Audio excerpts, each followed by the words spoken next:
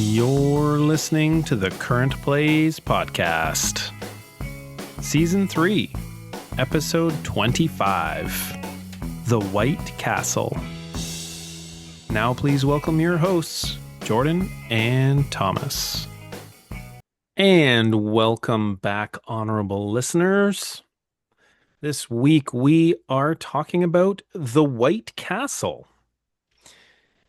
This is a game published by Devere with designers Isra C and Shei S, which that's what it says on the box.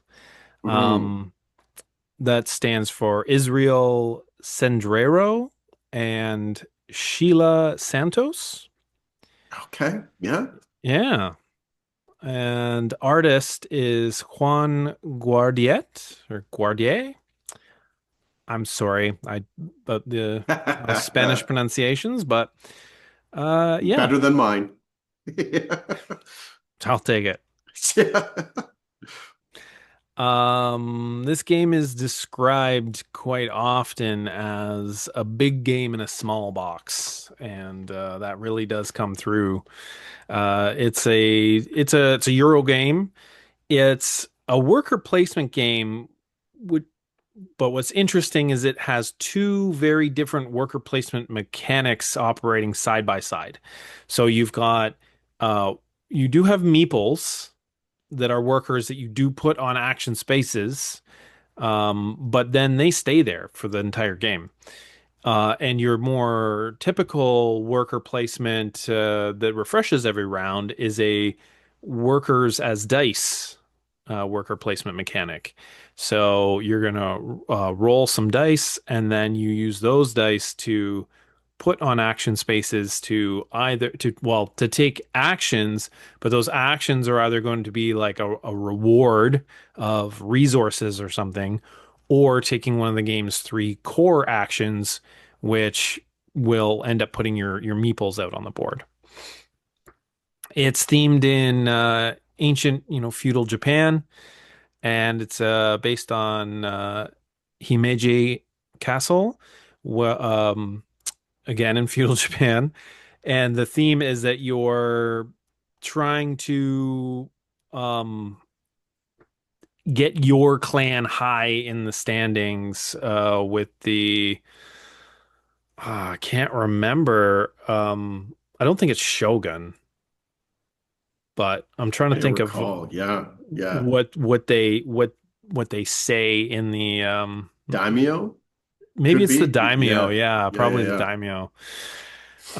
So you're trying to basically get as many of your clan members into the castle as possible, and that's by sending people to be gardeners for the castle grounds, to be warriors to protect the castle, and as courtiers to move up inside the castle itself to gain favor with the daimyo. Um, and the sort of standout mechanic is these bridges. So you actually build these little cardboard bridges Yeah. that go on the left side of the board, and you roll dice, and there's three different colors of dice. There's orange, or they call it coral, but it's orange, black, and white. And then you arrange the dice from lowest to highest, and then you put them on the bridge, like left to right, lowest to highest. And then it matters if you're taking from the left side of the bridge, so the lowest dice, you actually get like a bonus for that, which is cool. And then if you take from the right of the bridge or the highest dice, then it makes actions easier. But great mechanics, great theme. I'm always a sucker for ancient Japan theme. What were your? This is the second time we've played this game, but what are your thoughts on it?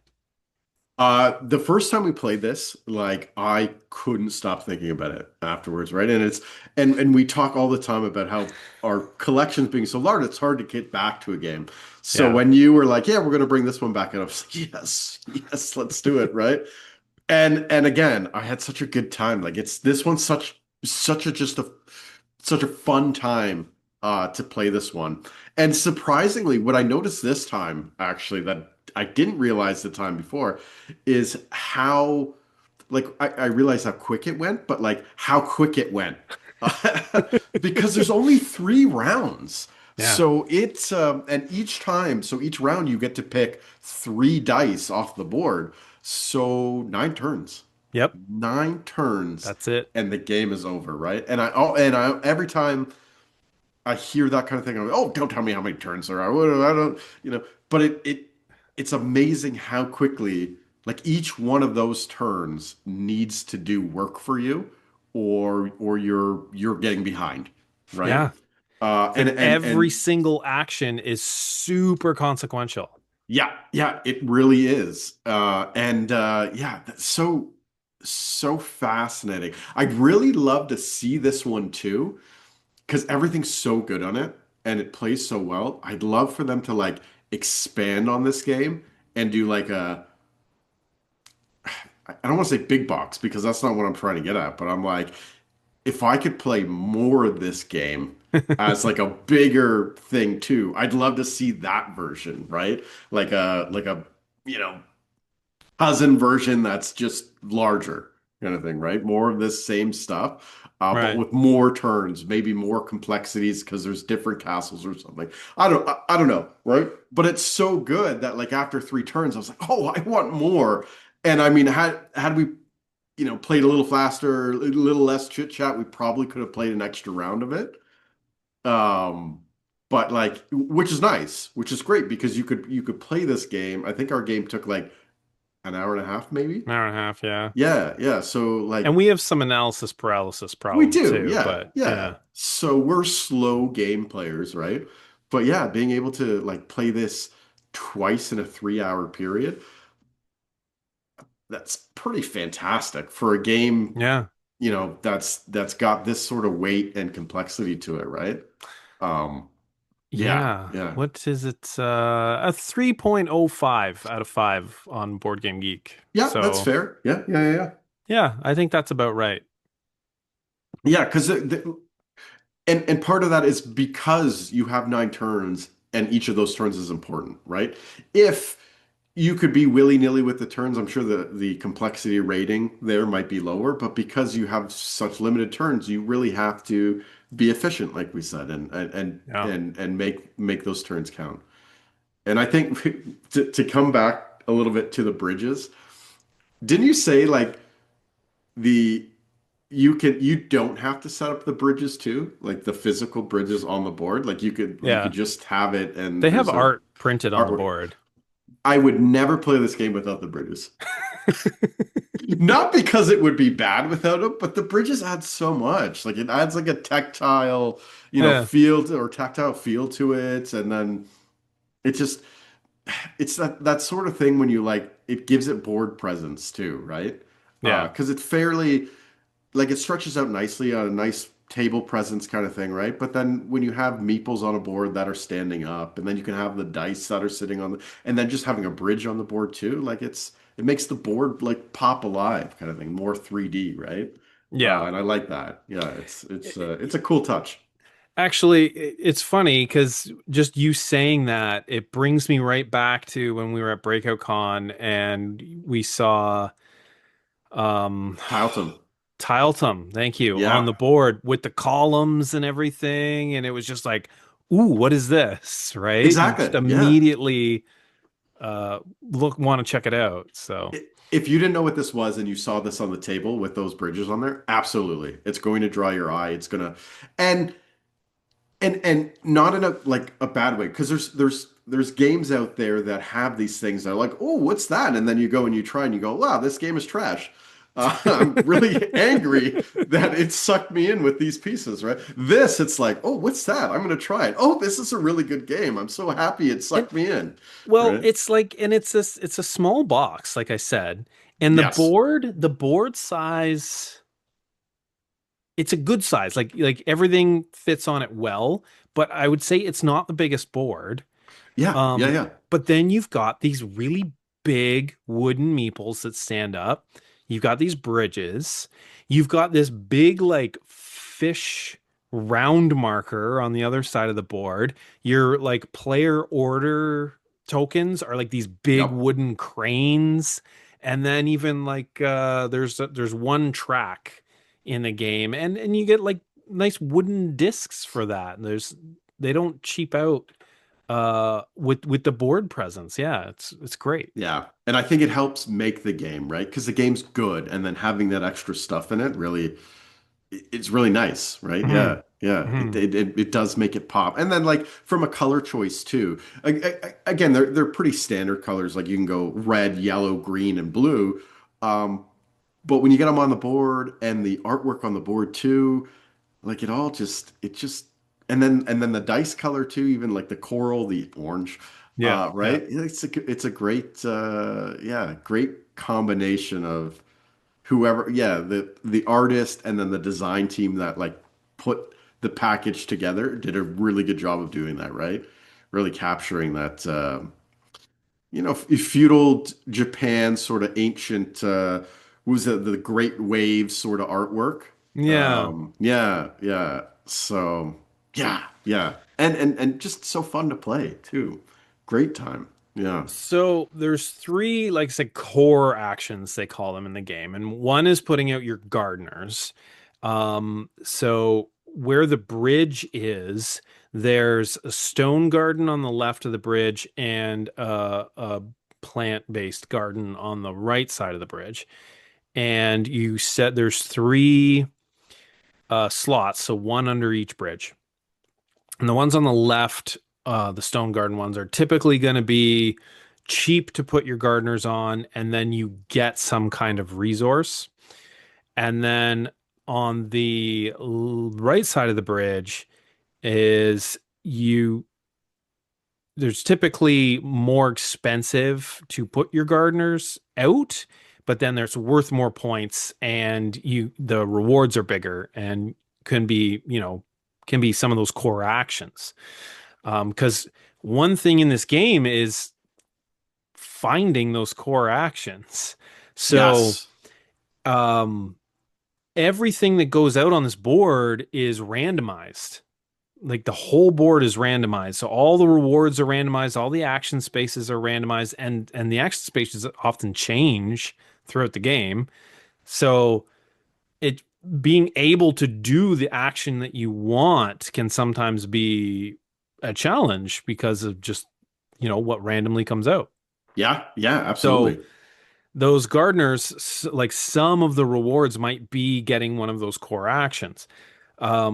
The second core action is the courtiers, and that's actually in the castle. And the way this works is there's three different levels to the castle. Well, kind of four, kind of three. So four, there's one is like the gate where you're not actually in the castle yet, but you have to take that courtier action to take one off of your personal board and you put it in front of the gate.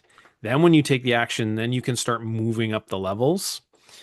And when you do that, the castle is makes up those three different levels. You've got a bunch of action cards on there. And they're broken up into three different sort of rows, and they will correspond to the different colors of dice. And you'll put out tiles for those three rows that have the different color of dice on them. And again, this is all randomized. So one might have, two actions for white dice and one for black, or it might have one for each of the colors, white, black, and orange. One might have you can't have three of the same. It'll force you to Yeah. change it. Reshuffle it in or something. Yeah. Yeah, yeah. So you'll either have like one of everything or two of one and one of another color. And then it went on your turn. If you take the one color die of whatever and you put it on that action spot, you're going to get each action associated with that color. So again, you might get two actions out of that if there's two white tiles and you put down a white die. The actions again are going to be on the cards and they're random. So some of them are, resource rewards and some of them are going to be those one of those core actions. I think every card on the first level has two like resource reward actions and then one core action. Yeah, yeah, yeah. Um, and then you go up a level and it's got one core action, and then the other two spaces are filled with the same sort of reward, and they tend to be slightly higher rewards. And when your courtiers go in, you can actually take those cards and put them on your personal player board. So now you have access to that action whenever you want. Um, I won't go into all the details of how that works, but and then when you do that, you flip out another card, and now suddenly there's a whole new action set for that space on the board, which I think is super neat. And then It is super neat. Yeah. when you get to the top, it's just like that's like the daimyo's personal chambers or whatever. It's worth the most number of points, and you just straight up get like a bonus. There's three slots where you can claim one and you get that bonus. And the last core action is the warrior action, where basically, yeah, you put your warriors out, and you get a reward that again was randomized, but it scores the warriors score basically as a multiplier for the number of courtiers in the castle, whereas the courtiers score based on how high they are in the castle, and then the gardeners, it's each card scores differently, and it depends on how much you have to pay to put the gardener down. And yeah, so Yeah. there's for the three different actions or meeple types, you have three different resources. So you have to pay food to put out gardeners, you have to pay mother of pearl to move your courtiers up, and you have to pay steel to, train your warriors. And they're all sort of interconnected. Because you've got slots on your personal board too, and as you remove courtiers, it gives you like food or it increases the efficiency of your food action basically. Yeah. And then Yeah. I think your warriors give mother of pearl and your gardeners give steel, I think is how it goes. So they're all sort of interconnected in Right. that sense, right? Yeah. Very Yeah. interesting. Yeah. I want to touch a bit on like the we talked about how the board changes up, right? And you mentioned like you can take those cards and then that card becomes your onto your personal board and only you have access to that anymore. And a new card will come out onto the board. What's so interesting about that when we talked about like the core actions, you're there can be situations, and this is a good thing. It's a neat thing about it where you might be able to take some sort of action because there's always one area on the board that allows you to play a die there and then take one of the core actions. And then maybe slightly more efficient areas where you can go and in the actual uh I always want to call it kingdom. The Castle. castle, thank you. You can go to the castle and then you can take those core actions as well. So the first sort of difference there is that all those core actions in the castle will use up this resource of seals, right? So you'll have to pay a Yeah. seal and then you can take the core action. Versus if you take the core action directly, that's the spot on the board there, you don't have to pay a seal. So that's like one thing to think about as well. So you're like, okay, but the cost of the die, so the number on the die is higher in those spots. So it's more likely that you might have to like pay or less likely that you'll get money for going to those core spots on the board directly versus if it's in the castle, it's a lower die. So there's all these like slight little variations, differences. So there could be situations where like you lock down let's say the farm action on the actual board itself, the one location that does that. So you lock that down. Your opponent can't go there this round. Okay, your opponent might go, okay, that's fine. There's one spot in the castle that allows me to take that. They don't take that right away. and then you go and take that on your next turn, you've blocked them out of those farm actions for that round. I think you mean the And gardener actions. sorry, the gardener Yeah. action. You've blocked them out of the gardener actions for that round, right? And maybe that's not a big deal, but maybe, you know, on your third turn, you are able to pick up that card in the castle that has the gardener action on it. And now there's only one spot on the board left for gardener action. So you've taken a lead in the gardener actions and then limited the ability for your opponent to catch up to you on those gardener actions, right? And Yeah. that those are the type of things that can happen in this game. That's just fascinating. And I said gardener action, right?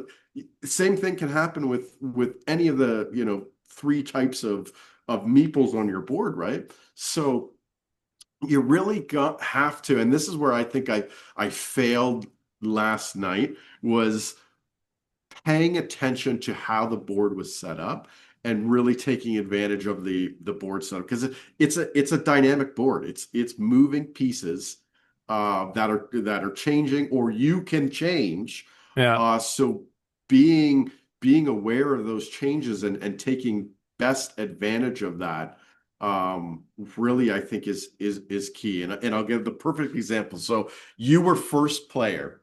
And so I got to pick my starting resources first. So I was like, okay, this is what I would do if I was first player. And I knew you would take the same thing because there was this one spot on the board that was extremely juicy, right?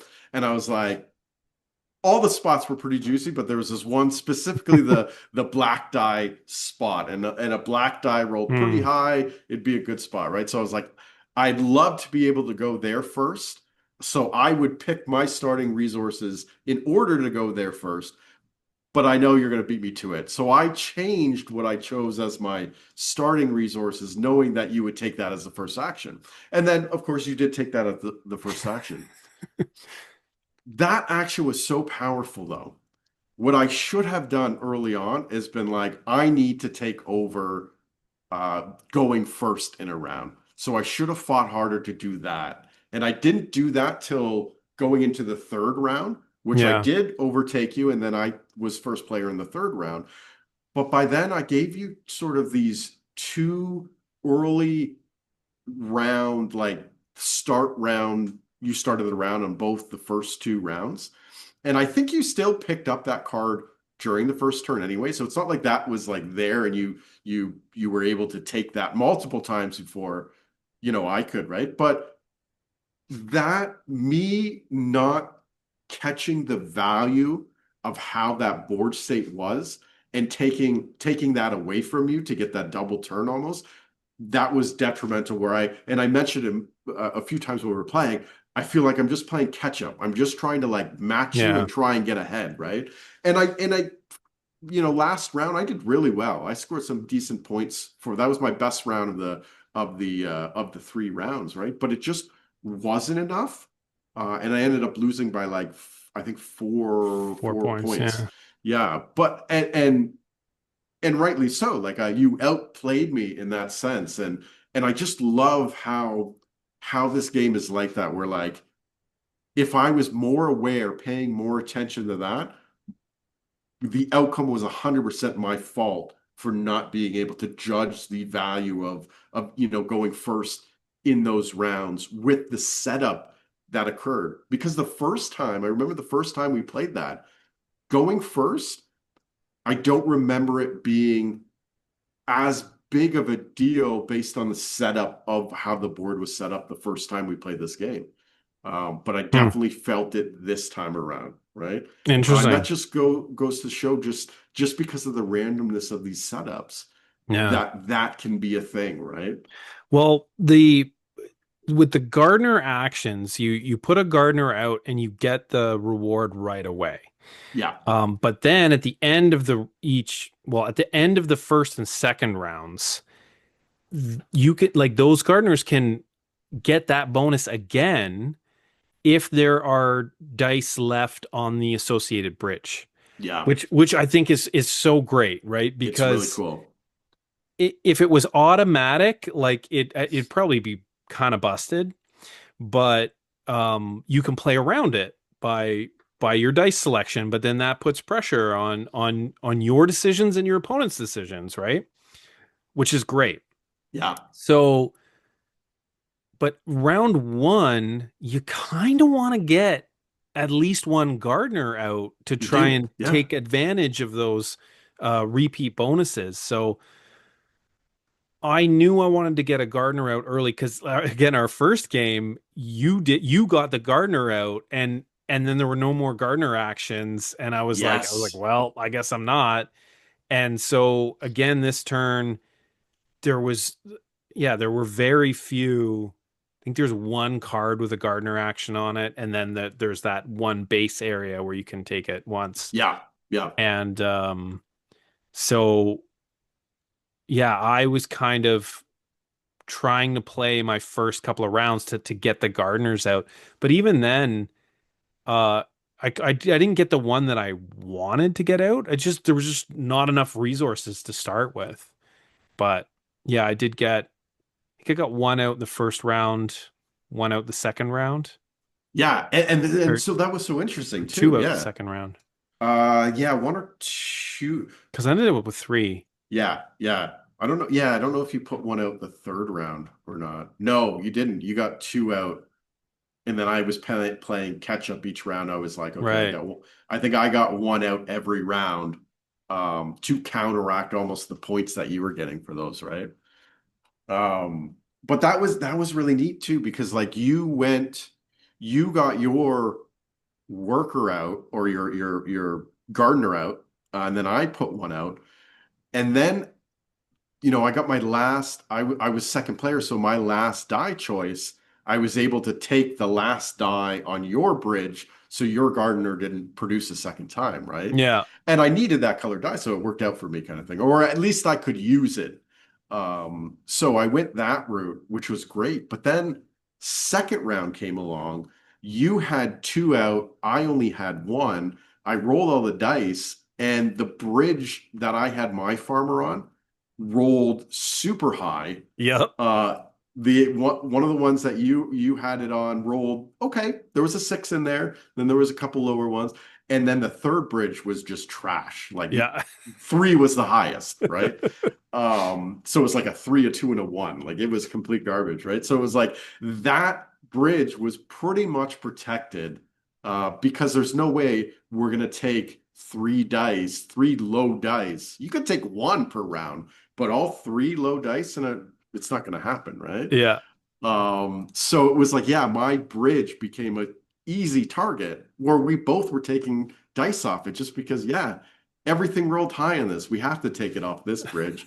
And then I didn't get anything for that. And then both of yours scored up because just the Yeah. way they had rolled, I was like, I can take suboptimal dice to stop you from getting a bonus on one, but then I'm taking suboptimal dice. So I had to take the best of the dice options, and it left you with both gardeners producing again, right?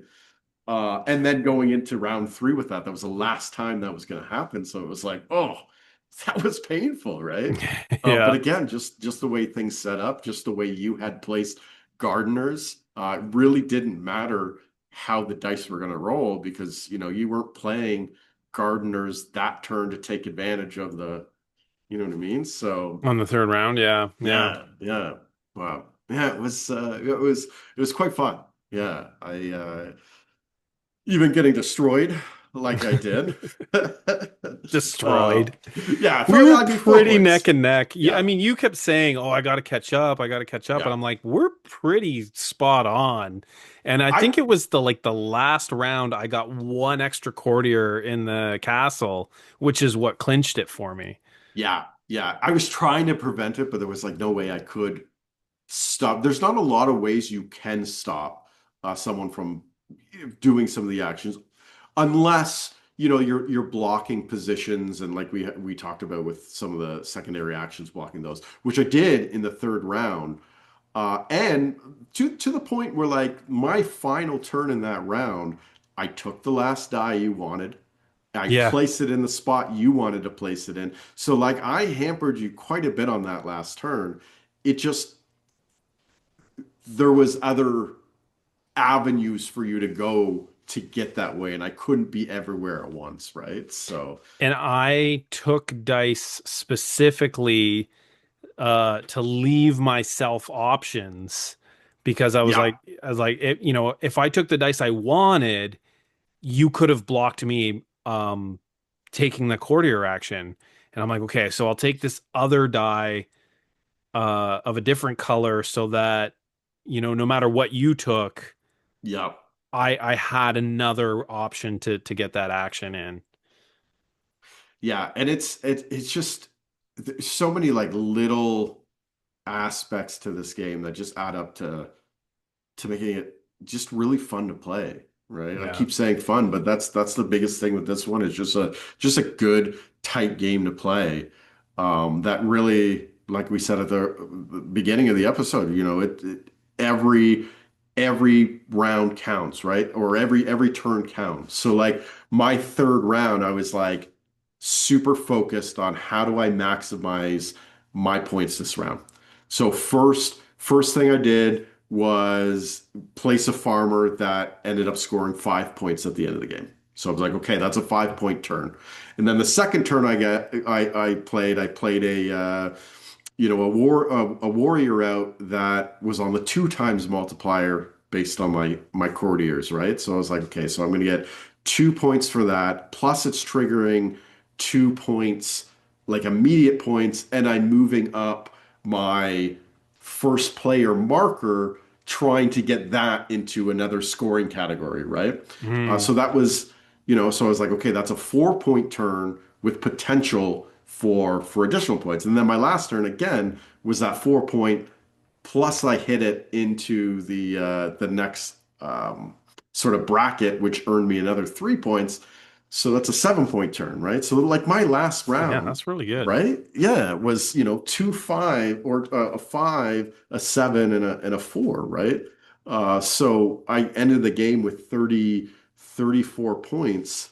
That's a big chunk of those points that That's happened in that last round, right? 36 points, I think. 36 was I think it was 36? Yeah, 36 yeah. to 40, I think. Okay, yeah, yeah, yeah. Yeah. So yeah, like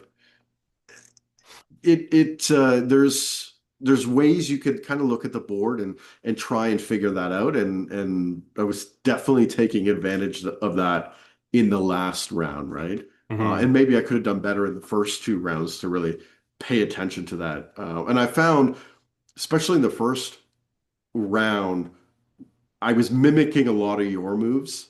And we find this quite often too, Yeah. to a degree where we will often be like, yeah, that's what I was going to do too. And, and this one, at least you can do those things. It's not like it's detrimental. Like if you're forced there, it doesn't make the spot less good. It's, it still could be a good spot. So yeah. Yeah, the dice that you're placing out, that will block the spot. At Yes. So at higher player counts, you can put one additional die on there. But at two players, one die and then the spot is blocked. But the meeples that go out, you can occupy the same spaces, no problem. Yeah. Yeah. It definitely makes me want to. So they released this game came out in like 2023, and they released a 2025 version that's a dual version. Yeah. And I'm gonna have to definitely look at that I just heard to it's really good. yeah. So I briefly looked, and it's like BGG ratings. This is an 8, and that one's like a 7.9. So pretty close to each other. But I was looking at a bit of the pictures. I'd love to watch like just a quick playthrough of it, but I was looking at some of the pictures, and it doesn't have it has a good production sort of like this, but it just doesn't have like the gravitas of this with the bridges and stuff, Hmm. and all the meeples and stuff like that. Like it's more streamlined version of that, or abstracted. So I don't think it comes with like the actual meeples. It comes with cylinders with stickers of the workers on it. And I'm like, I'm Oh. not sure that I would like that as much. Probably plays still really well, obviously 7.9, but you'd miss out on some of this feeling. And like I said, I want to see uh, a playthrough of it.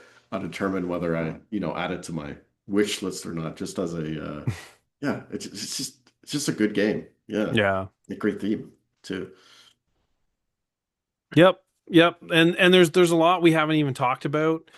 Um, which is crazy because it's like it's a small game, but it's not. It's a big Euro game, really. Well, it's not a big Euro game, but there's a lot more to it than it seems. And I find with those, like you only get 9 turns.